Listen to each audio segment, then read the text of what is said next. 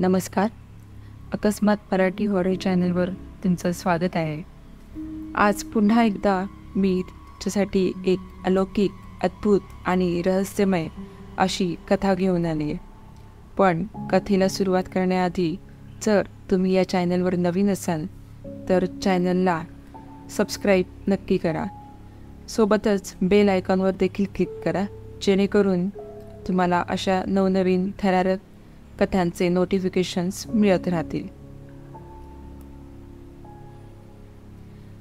हरिभाऊ हा 25शीतला तरुण. लहानपणापासूनच कड्याला कुस्तीची खूप आवड. शरीरही तसेच पिळदार आणि बलाढ्य. चालतानाही एखाद्या घोड्यासारखा ऐटीत आणि गुरलीत चालायचा. आपल्या ताकदीचा आणि तरुणाईचा गड्याला भलताच माच. गावामध्येही देखील त्याला उलट बोलायची कोणाची टपर नव्हती. आपल्या बहिणीची आजच सासू वारली म्हणून हा मैताला गेला होता. लांब लांबची मंडळी यायची राहिली म्हणून मैत होयला संध्याकाळ झाली. तरी पाहुण्यांची गर्दी असल्याने बहिणीने भावाकडं विशेष लक्ष दिलं नाही. दाजींचा निरोप घेऊन उशीर होतोय म्हणून लगेचच तो घराकडे निघाला. खरं तर एवढ्या उशिरा माघारी लावण्यास दाजीही तयार नव्हते, पण घरची गाय माझ्या बिगर कुणाला हात लावू देत नाही म्हणून तो सुटला. बरं झालं ताईडीला विचारत नाही बसलो. तिनं येऊ दिलं नसतं तर रातभर रडण्याच्या कालव्यानं डोकं उठलं असतं. कोण कुठली आजच सासू, आज न उद्या मरणारच होती असा विचार करत तो गपागप पावलं टाकत होता. कुठं 10-12 मैलावर तर खरंय, आणि जर मध्येच घोडागाडी लावली तर अर्धा पाऊण तास चिकार झाला. या विचारात तो चालत होता. पण ठरल्याप्रमाणे त्याच्या गावाकडे जाणारी कोणतीच गाडी येईना. एक बैलगाडी आली होती, पण मालादी भरलेली म्हणून बैलगाडीवाला थांबेना. जाऊ दे, मरू दे, असंही मला काय फरक पडणार आहे. त्याने माणूस वस्तीचा मुख्य रस्ता सोडून माळावरच्या रस्त्यानं जायचं ठरवलं. गावाबाहेरचा हा ओसाड माळ. दिवसाच इथं कोण जात नसत, त्यात ही ऐन सायंकाळ. एव्हाना दिवस पार खाली गेला आणि अंधाराने रात्याचं साम्राज्य सुरू केलं. मध्ये मध्ये कोल्ह्याने कुई सुरू केली. त्यात पाखरं घरी निघाल्यानं त्यांचा आवाज येई. अशा या ओसाड माळावर हरीची पावलं आणि रात्रीची प्रखरता वाढू लागली. इतक्या जवळचा रस्ता सोडून लोक का बरं इकडून येत नाहीत रात्री? खुळी कुठली? या विचारातच चालत असताना अगं ऐक असा आवाज आला. कुठलाही विचार न करता हरीने आवाजाकडे धाव घेतली. लोकांना मदत करून, शौर्याची कामगिरी करून वाह मिळवायची भलतीच हौस होती हरीला. तो बघतो तर काय, ऐन जवानीमधली एक सुंदर तरुणी, कमरेला पदर खोवलेला, माग केसाचा पिळदार बुचडा बांधलेला 15-16 वर्षांची अल्लड तरुणी. पायामध्ये काटा मोडल्यानं पाय वाकडा करून इवळत बसलेली. शेजारी सरपणाचा भारा बांधलेला आणि डोक्यावर चुंबळ. हरी दिसताच चकोराला चांदणं दिसावं असा चेहरा चमकला तिचा. काय झालं बघ, इतक्या अंधारात काय करतेस माळावर? हरीने विचारलं. सरपण न्यायला आणते. चांगली लाकडाची वळ कॅवलाने येळाचं भान नाही राहिलं. तशी मी रोज खुरपायला असते या माळावर, पण आज जरा उशीरच झाला बघा. उशीर काय, चांगल्या 7-7:30 वाजले असतील बघा. ते ओझं राहू द्या आणि तुम्ही चला माझ्या संग.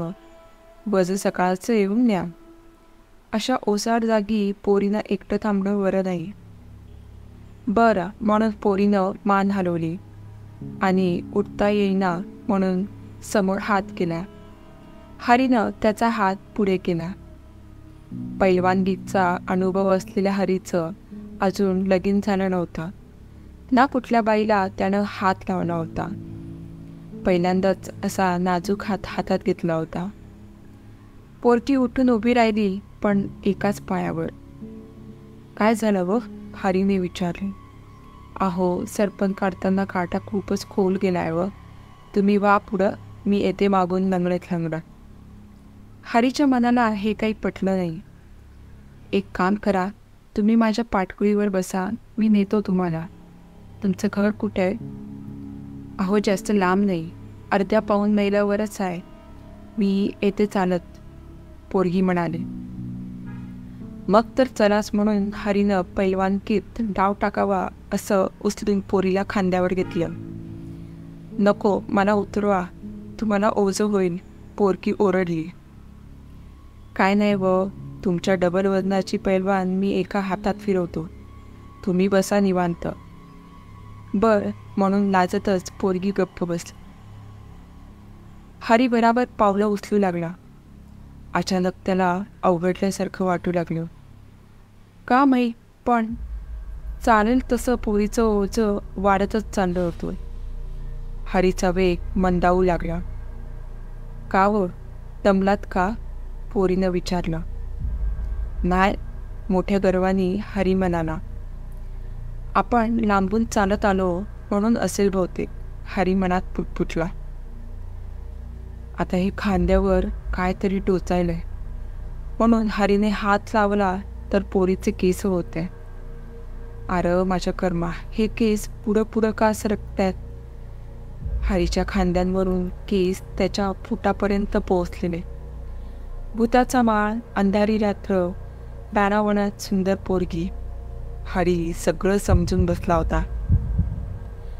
छातीची धडधड वाढू लागली, अंगावर घाम फुटू लागला. आता हिला खाली उतरू तरी कसं? हरी पेचात पडलं. त्यात आधीच दमलेला हरी आणि ह्या पोरीचं वजन वाढतच चाललेलं.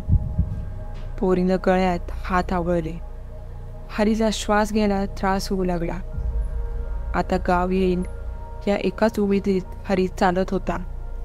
कुठून अक्कल सुचली आणि या माळानीभर अंधारात आलो, अशा विचारानं स्वतःलाच हरी शिवाय घालत होता. कुठे गेला होता? पोरीनं तेवढ्यात विचारलं. हे काय? नाजूक मैनेगत बोलणाऱ्या पोरीचा आवाज असा म्हाताऱ्या माणसांगत काय येतोय? म्हणजे तायडीची आजच सासू माझ्या मागं आली की काय? कुठं गेलता म्हणाले मी. ती पुन्हा गरजली.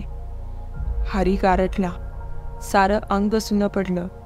मागं वळून बघावं का? ही भूत नसून माझा भास असला तर? नको नको असं म्हणतात, पुत्याकडं माघारी वळून बघितल्यावर माणूस चिता घरी जात नाही. म्या मैत्रीला गेलो. मग सावळून न येता पायांवर पाणी न घेताच निघाला. वर तोंड करून हा करून हाडं खिदटली. हरीचे डोळे गरगर फिरले. हातापायातलं अवसान गेलं, पण कसं तरी मनगटात बळ आणून तो चालत होता. तेवढ्यात त्याला जाणवलं की त्याच्या पाठीला काहीतरी टोचतंय. तो माझ्या पायातला काटा आहे, पोरगी म्हणाली. पाठीतून भळाभळा रक्त येऊ लागलं, पण तरी हरी कणत कणत चालला होता. एवढंच कमी काय तर पोरीच्या बांगड्या हरीच्या खांद्यावर आदळू लागल्या. 4-5 बांगड्या खांद्यात खुटल्याही. पण आता करणार तरी काय? मागं बघायची बंदी. अगदी अर्धमेल्या अवस्थेत आला होता हरी. तितक्याच पुन्हा हरीला मोठमोठ्यानं रडण्याचा आवाज झाला. बरीच माणसं गोळा झालेली दिसली. माणसांना काही बोलायच्या आधी, सांगायच्या आधी तो बेशुद्ध होऊन पडला.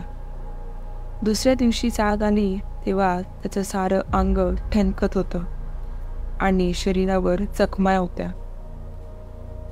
आणि नीट जाग आल्यावर त्याला जाणवलं की तो पुन्हा मयताच्या घरी आला होता. त्याची ताई शेजारी घाबरून बसलेली. अरे, असं मैतीवरून रातचंच माघारी जातं का कोणी? असं म्हणून ती ढसाढसा रडू लागली. तर मित्रांनो, तुम्हाला आजची ही कथा कशी वाटली हे मला कमेंट करून नक्की कळवा. आणि व्हिडिओ आवडला असल्यास चॅनलला लाईक आणि सबस्क्राईब नक्की करा. भेटूया पुढच्या अशा एका थरारक कथेमध्ये. तोपर्यंत धन्यवाद.